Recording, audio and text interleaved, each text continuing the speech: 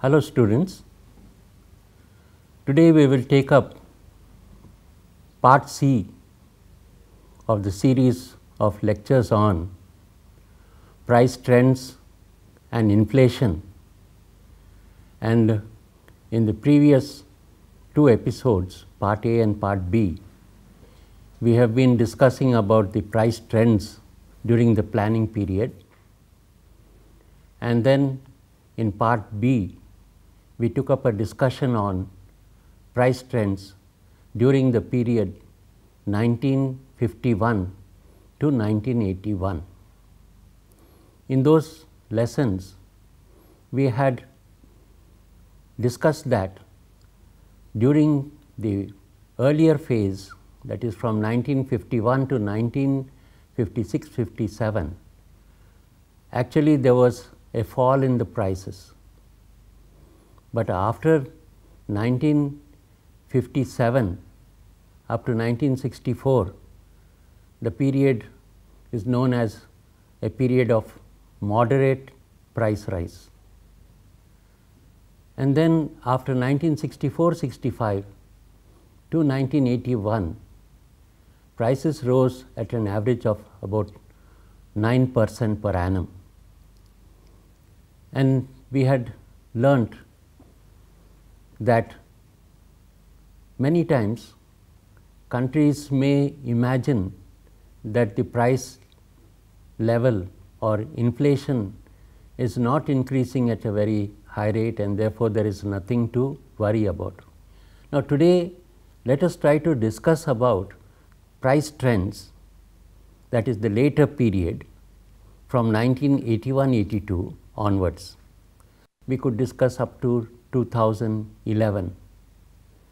That is because after 2011 we do not get authenticated data, and therefore it would be better for us to confine ourselves to the period 1981 to 2011. The wholesale prices in India during the period 1981-82 to 1993-94 rose at an annual rate of 8.2%. This certainly is not a low rate of inflation. During the 80s, there was never any respite from inflation. In 1990-91, the rate of inflation crossed the double-digit mark and stood at 10.2%. In 1991-92 also, the rate of inflation remained stuck at a high level of 13.7%, and in 1992-93 prices increased at an average annual rate of 10.1%. Overall, the average annual increase in prices during the first three post-reform years, that is after 1991, was 11.96%. Price rise in the next 2 years was 10.7%, and the main reasons for this large increase in prices was heavy fiscal deficit and the rise in administered prices. So these two things landed the economy into high price rise. So as we know, deficit financing is printing of money in our country. Whenever the government's expenditure is greater than the income, after borrowing from the people and from external sources, even then if there is a deficit, then the government prints money, and this is known as deficit financing. And during 1995-96, the inflation rate was brought down to 8%, and in 1996-97 to 4.6%. This was, however, not a result of prudent economic policies, since elections to the Lok Sabha were due in 1996. The government postponed revision of administered prices. Further, to reduce fiscal deficit, development expenditure was reduced. This naturally put a brake on inflation. Inflation can happen due to efficiency, and it can happen due to other manipulative situations. Now, here the inflation was kept in check not due to efficiency, not because of more production, not because of the prosperity of the economy, so on. The other thing that helped in reducing the prices was that the government reduced developmental expenditure. Usually, whenever we have deficit financing, the government justifies this deficit financing by saying that for development purposes we need to have more funds, and maybe in the short run there is some kind of inconvenience, but in the long run developmental activities take place and infrastructure and other things are developed, then benefits can be reaped. Even though we sacrifice initially, in the long run benefits can be achieved. This naturally put a brake on the inflation. The inflation rate rose to 8.8% in September 1998, and the main reason for this was hefty rise in the prices of primary products, especially vegetables, fruits, pulses and edible oil. So, we can see here that primary goods refer to agricultural goods, and agricultural goods are usually food items, consumption items, and if these become very costly, then you can imagine the hardship that poor people will face. Now, industry is given a lots of importance in our country. Naturally, we want to industrialize. Industries also are important because industrialization is synonymous to development, or development is synonymous to industrialization. But basically, everyone needs food, and industries also need inputs from agriculture, and therefore, if we neglect agriculture and give more importance to industries, and industries also fail to give the returns that we expect them to give us, then you can see that lots of hardship would have to be faced.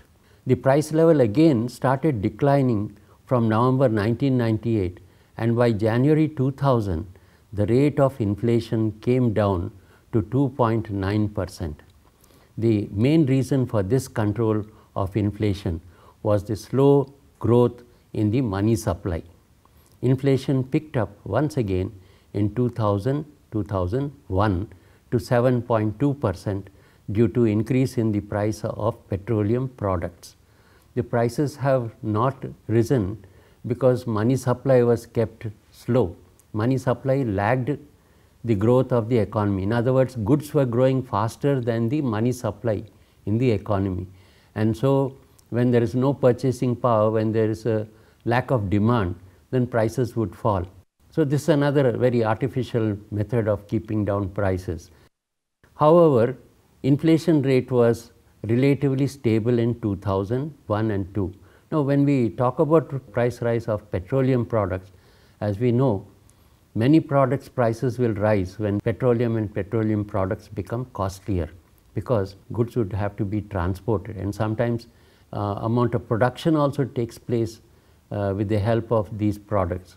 And this is how in 2000 and 2001 prices rose due to petroleum prices rising. Wholesale prices increased at a rate of only 3.6% in this year. In 2002-2003, due to drought conditions in as many as 14 states, there was a danger of sharp increase in the prices of food grains, followed by a rise in the general price level. Whenever food prices increase, this will have an effect on the wages.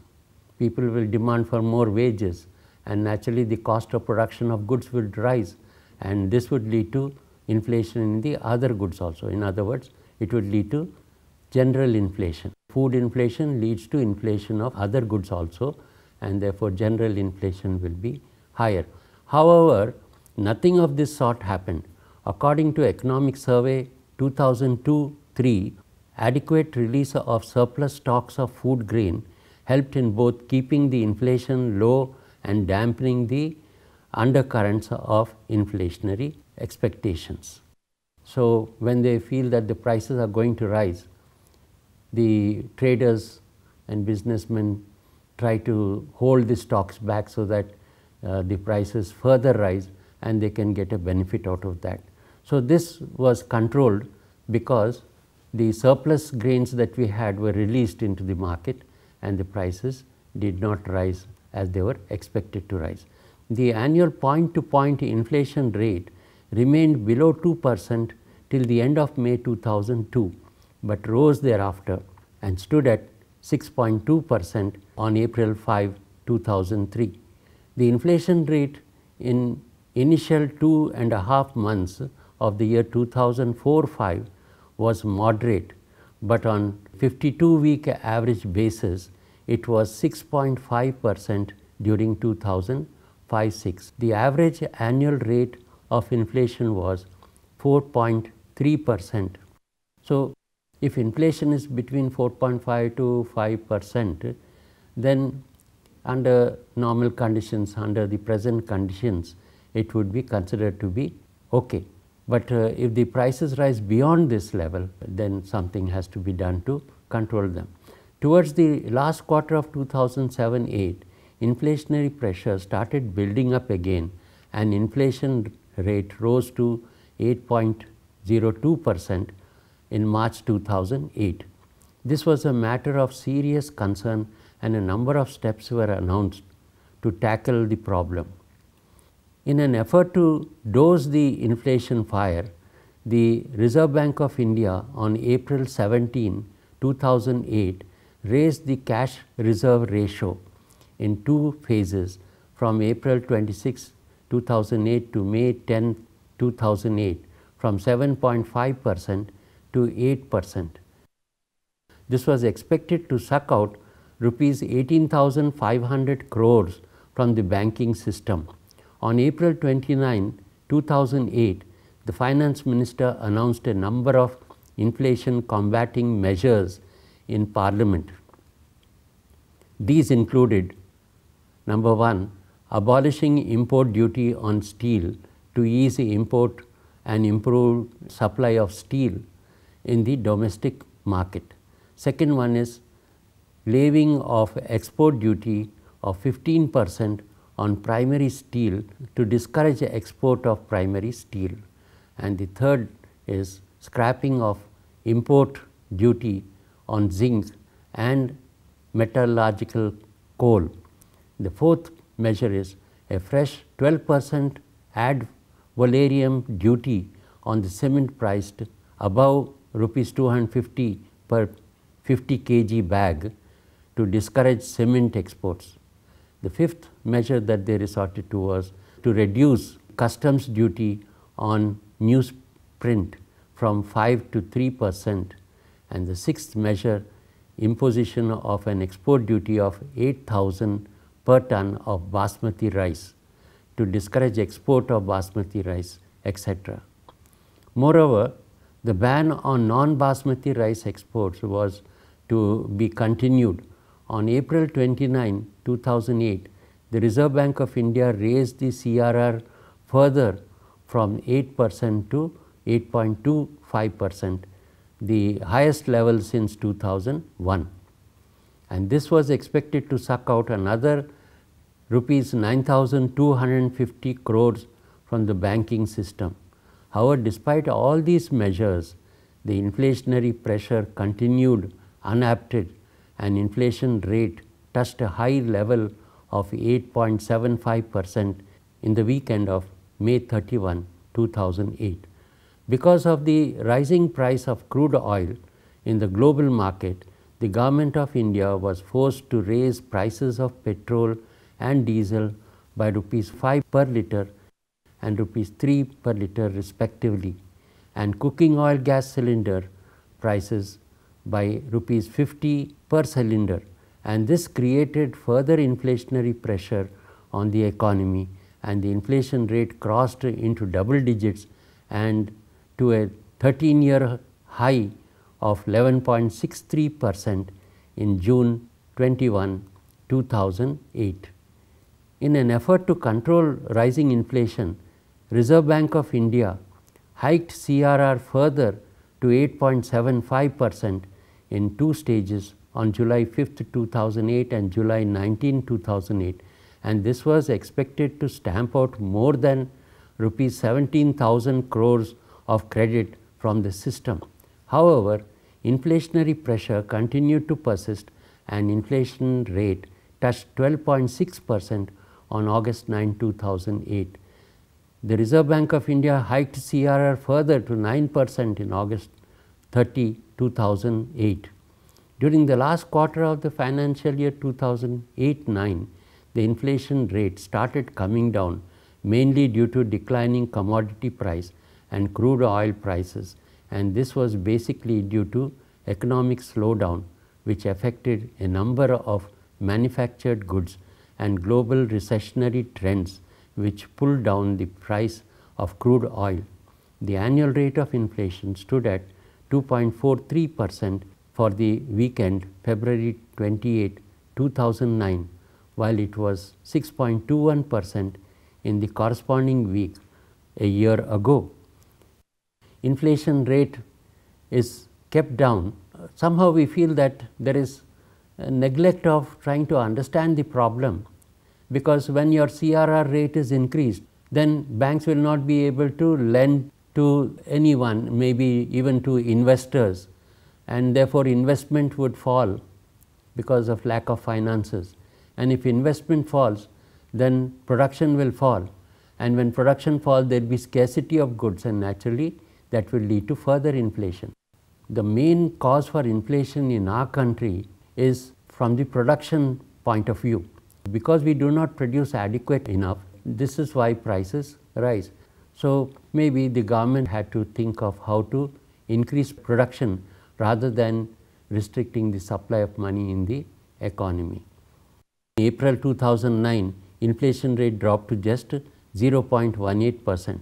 Thus, the inflation rate based on wholesale price index touched almost zero level.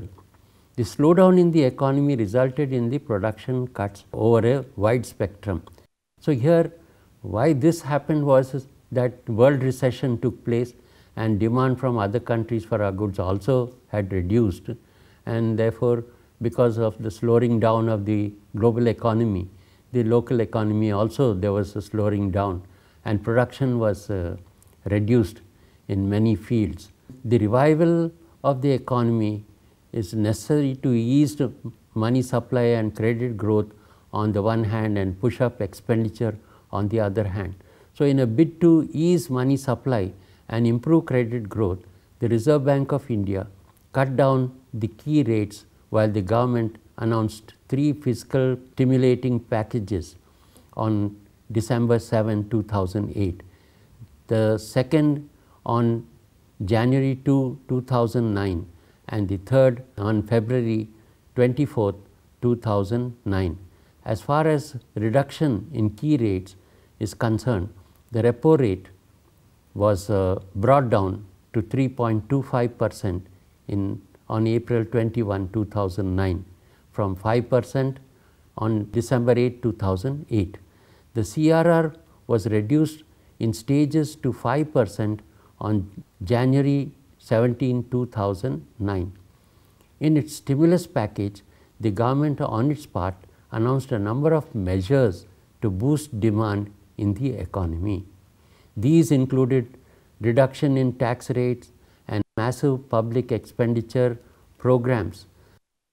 And while fiscal deficit for the year 2008-9 was targeted at 2.5% of GDP, the actual deficit was as high as 6% of GDP. The year 2009-10 started with a low headline inflation of 1.3% in April 2009, which moved to a negative zone during June to August 2009 and increased further in the second half to reach 11% by March 2010. The increase in overall inflation since September 2009 was primarily due to the rise in the prices of primary articles, particularly food items, due to a deficient monsoon and expectations of shortages. So, high food inflation was across board for all food items except edible oils. In December 2009, 39 essential commodities with a weight of 17.63%, an annual inflation of 21.89%, contributed to 51.88% of inflation was caused by these. And so food combined, comprising primary and manufactured food items with a weight of 25.43%, an annual inflation of 19.77% contributed to 66.56% towards overall inflation in December 2009. Financial year 2010-11 started with 11% headline inflation. In April 2010, the headline inflation remained in double digits till July 2010. The major contributors to this were primary articles whose inflation hovered in an average of 14.7% to 21.5%, and fuel, which recorded inflation in the range of 10.3% to 14.4%. However, inflation in the manufactured products remained at a lower range of 4.5% to 6.4% during this year. So now let us summarize what we have learned today. So we have seen that during the period after 1981 to date, there were lots of fluctuations, and even inflation came to a zero level at a point of time. But again, very soon prices have risen, especially after 2007 onwards. You find a lots of inflationary trend and a very high inflationary trend. So this is the situation, and even up to date we can see that this problem persists and the government is not able to control inflation, causing a lots of hardship to the common man. Now please take down some questions which you can answer and evaluate yourself.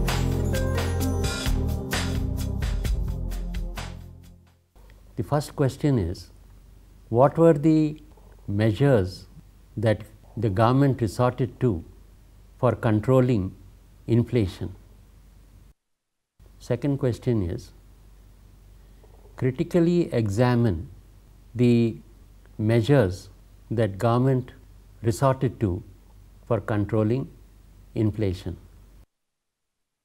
The third question is, in your opinion, what are some of the other measures that government could implement in order to control inflation more effectively?